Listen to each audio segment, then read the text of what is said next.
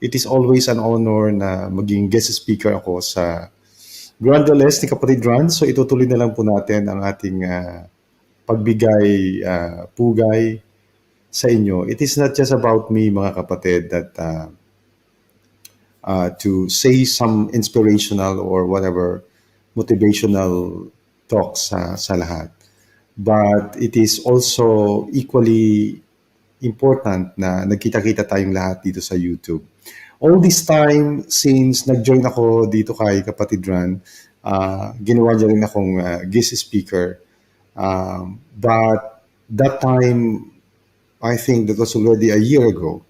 And so much has been done. And ang daming nangyari na kapupulutan ng aral.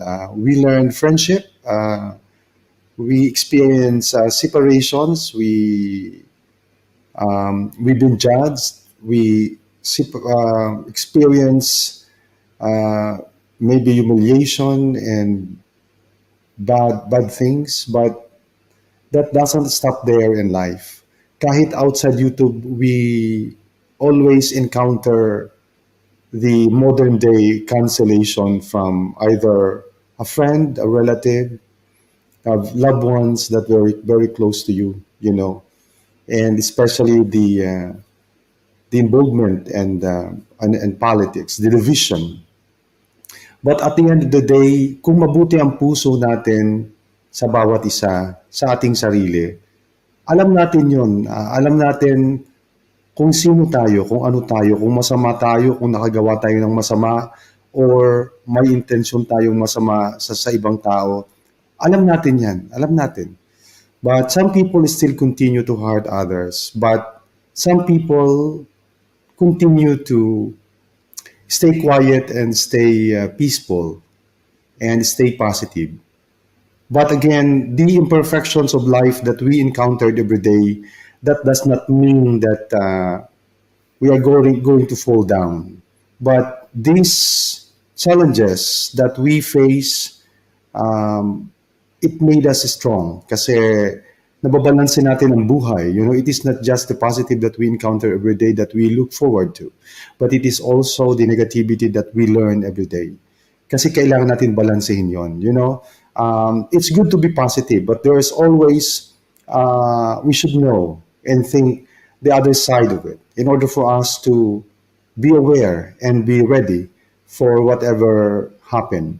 Importante po yan, mga kapatid, na handa tayo lagi sa mangyayari bukas para handa ang ating loob, handa ang ating puso, handa ang ating isip to face it, and because ang desisyon natin ay importante para tama ang ating magiging desisyon.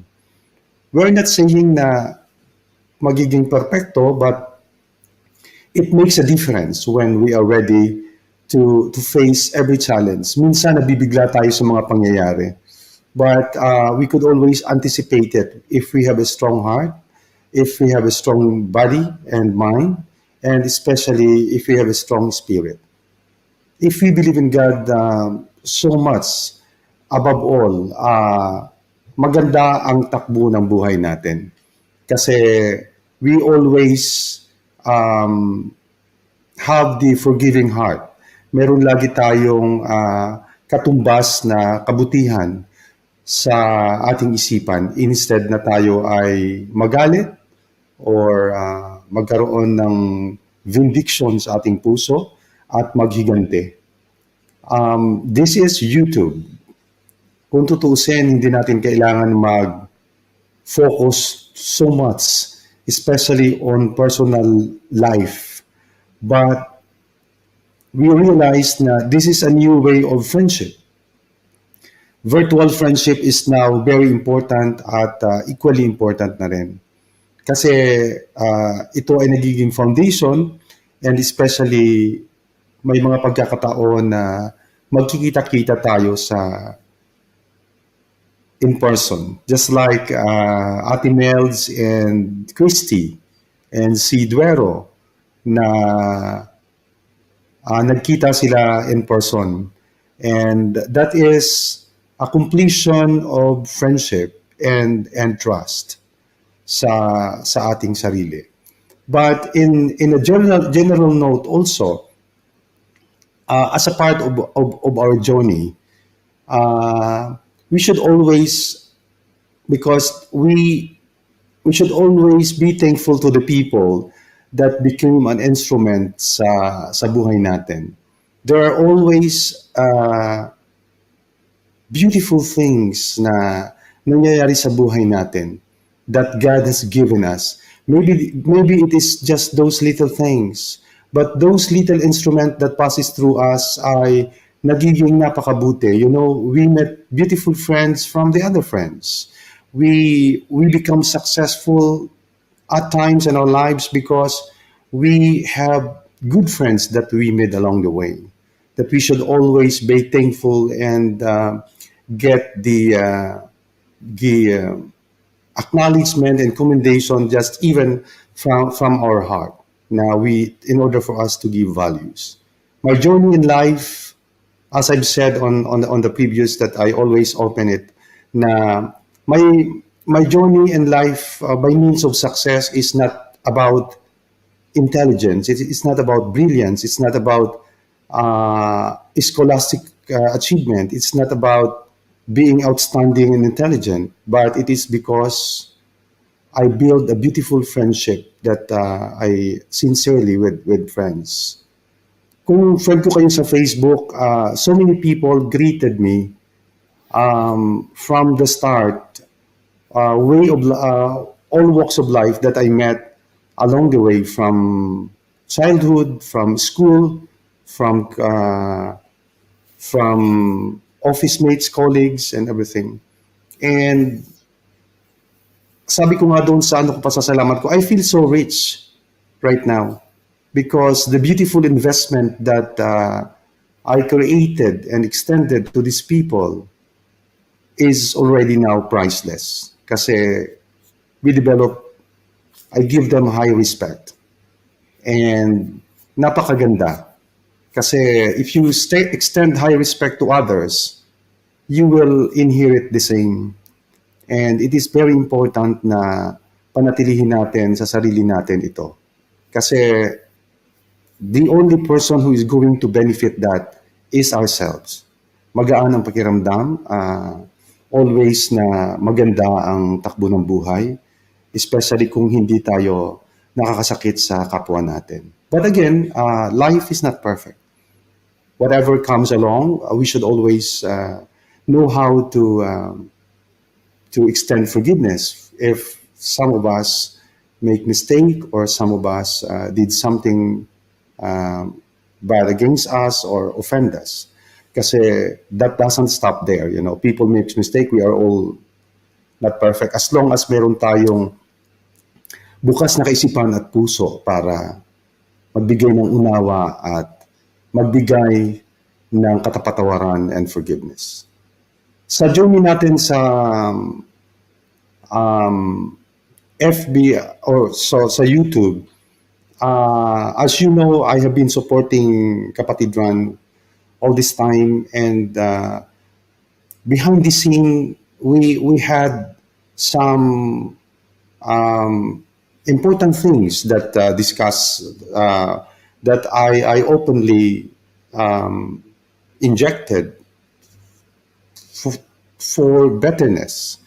That's what I thought, you know, because dahil siyempre maraming tao ang dumating sa buhay natin, and sometimes nasasaktan tayo or maybe naiiba ang direksyon because in return people turn back and make things do things against us that hurt us, that even on to the point na nadamay ako in a way, but I didn't turn my back on the situation. Kasi it is a responsibility in friendship that we have to stand in order for us to to see the real thing that is happening. At importante ito sa ating lahat. I'm saying this because I think it is more appropriate to discuss things because it is a relationship. You know, I cannot discuss to you now about my life, what I am doing, but it is all related things that we have built as foundation and friendship. Because all of us are now YouTubers, so it is very important for us na palawakin natin ang ating kaisipan. Sa ngayon, napakaganda kasi kahit pa paano nabawasan yung mga personal attacks sa tao. People come and go. When it happens, it happens. You know, we cannot really force people. But again, nasa sa atin lang yun. You know, sabi nga, kung saan tayo minsan nagkakaroon ng benepisyo, whether it is financial, whether it is moral, whether it is comforting words and mere simple friendship. Minsan doon tayo nagre-revolve, you know? And then some people left, some people stay and move on.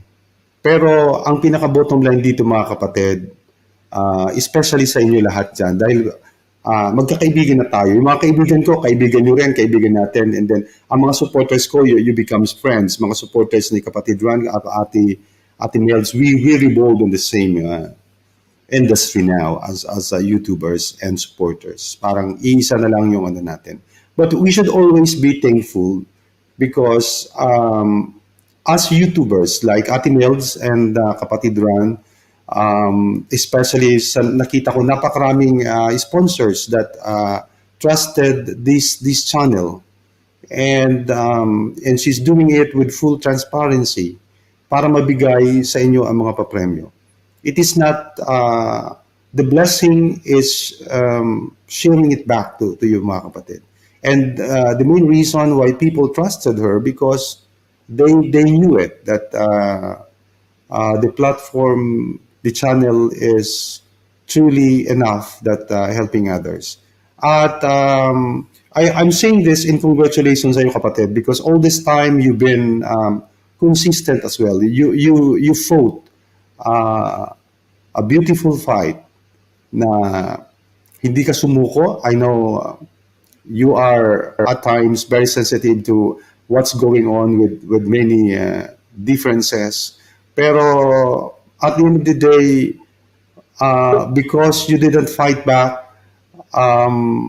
maganda ang kinalabasan because compared before when you were struggling and you tried to throw a stone to the people that throw stones against you, you know. But now you choose to be quiet. You choose to choose your battle in a quiet way. Look at you. You know, the more that you shine, the more that you established a beautiful characteristic that people see. Because we have our own demons, but that doesn't necessarily mean that we have to show it all to the people to attack others. Kasi kaya naman natin yun kung tututusin. But let's choose to be kind. Let's choose to be soft and, you know, be really human. Kasi when we lead a beautiful example to others, nakikita nila yon, nakikita nila ang and when we do this in a constant practice ay nakakatuwa kasi nakikita natin ang mga loyal supporters natin and at padami ng padami. Actually, I salute you. I salute you because the the channel speaks by itself. You know, I'm so happy for you. I know I've been a part of this for a very long time, but again, this is your channel. You know, whatever support that I did to you, it is just a full support that I never ever ask something in return. It is a genuine support by means of friendship.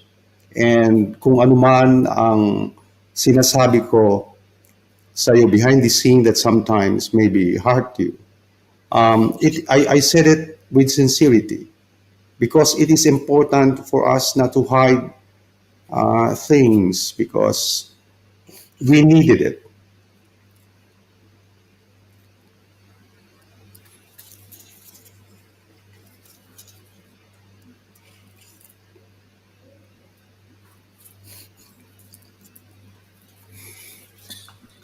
Yeah, samsam sa buhay natin, kailangan natin ng isang kapatid na nandyan,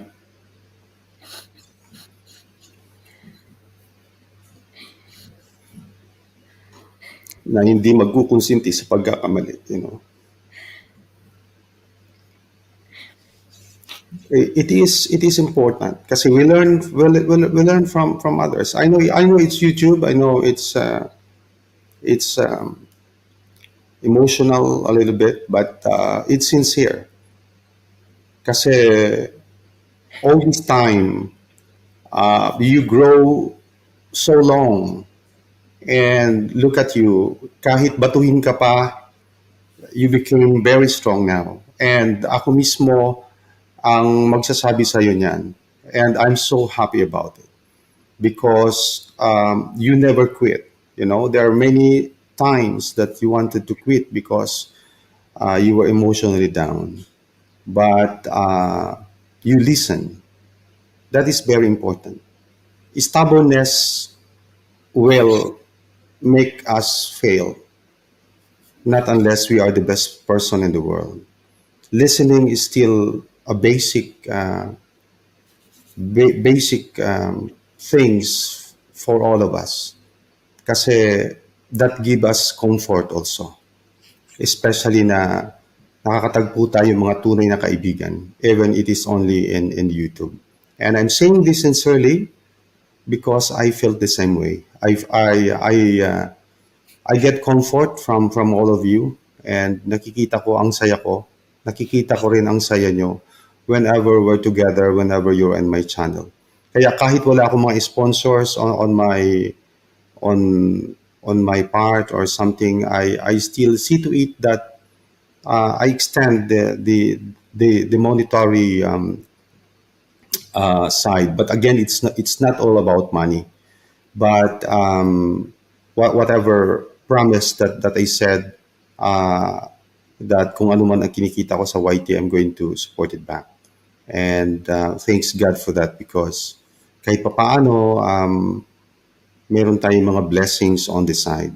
Itong kinikwento ko sa inyo mga kapatid, I'm saying it sincerely based on experience na panatilihin natin mabawa ang loob natin. Kasi napakaganda ng balik sa atin ito. Tumataas ang moral natin, tumataas ang ating pagkatao, ang respeto natin sa sarili. And the more that we adore ourselves, mas nakikilala natin ang isa't isa kung malawak ang ating pasensya. Kaya sana panatilihin natin ito. I will still remain as your confidante whenever you need me. I know I'm busy at times. I hope you don't misinterpret it in a way that I was so active and all of a sudden, the things change as it will happen, but that doesn't mean that we could relate it on the negativity because as long as we trust people and by means of friendship. But I assure my full support at this very day and at this moment, kapatid. So with all my heart, congratulations, and to the rest of you, maraming salamat sa patuloy yung pagsuporta sa kay kapatid Ran, Waray-Waray OFW Talk Show. Mabuhay po kayo, mabuhay po tayong lahat. Thank you. Thank you. Sa totoo lang, sa mga hindi po nakakaalam nitong channel, hindi po sana ito tatayo na channel na to na 1 taon na anniversary without Sir Julius. Kasi siya po yung aking naging advisor, yung sa mga ups and downs na pinagdaanan ko dito sa channel na to bago tayo naging 1 taon na nagtagumpay ang ating OFW Talk Show. Inaamin ko po sa inyo, hindi ko po ito magagawa kung nag-iisa lang ako. Nakarating tayo sa 1 year na anniversary. It's because of Sir Julius. Jowlan, of course, is another contributor sa channel na to. Sila yung mga ears and eyes ko dahil na kailangan kong pag-igihin at pagtrabahuhan ng husto itong channel na to. Without them as my ears and eyes, hindi po tayo makakarating sa 1-year anniversary. Kaya sobra po ako nagpapasalamat, lalo na kay Sir Julius, sa mga personal attack na pinagdaanan ko na halos hindi ko matake. Halos ayaw ko nang i-operate ang channel na to. Pero itinayo ko because we have Sir Julius na nag-encourage sa akin na channel na to dahil maraming nag-aantay at marami kayong sumusuporta. Kaya maraming salamat po. Isa po kayo sa mga nakaambag at patuloy na umaambag. Ang tagumpay ay hindi po nagagawa ng iisang tao. Ang tagumpay po ay nakakamit ng isang tao na may kasama na nakaakibat sa kanya. Kaya congratulations po sa ating lahat. Ang success po ng OFW Talk Show ay hindi po sa akin lang, kundi po sa ating lahat at lalo na sa mga haligi nito na tumulong na maitayo. Gusto ko rin po pasalamatan ang mag-asawang Mateo Adventure TV at si Inday Bisdak na tumulong sa akin. Actually, speaking of Inday Bisdak, gusto ko na po sa inyo ibigay at nandito pa pala siya sa backstage. Handugan po tayo ng isang awitin at isa po siya sa mga naging guest natin. Na po ang kauna-unahang mga guests, si Den Carl Ganda at si Inday Bisdak. So ladies and gentlemen, i-welcome na po natin si Inday Busdak at Sir Julius. Maraming salamat po. Tago sa puso ko ang mga sinabi niyo. Thank you so much. Babaunin ko po yan hanggang sa dulo nitong aking channel. Salamat.